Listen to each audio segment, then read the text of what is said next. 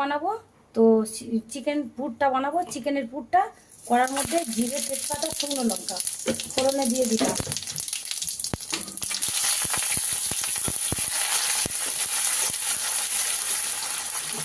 কিছুটা দিয়ে দিলাম 1 চামচ মতো আদা কুচি, দিয়ে দেবো রসুন কুচি, পেঁয়াজ, রসুন, আদা ভালো করে ফোড়নে দিচ্ছি।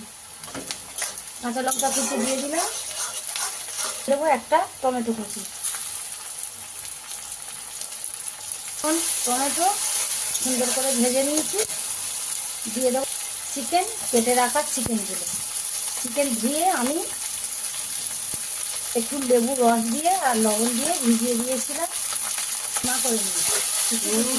সেই সেই সেই গন্ধ চিকেনটা দেওয়ার পর যা সেন বাড়াচ্ছে না, ভাজা মশলার সঙ্গে তো ভেরি বিউটিফুল।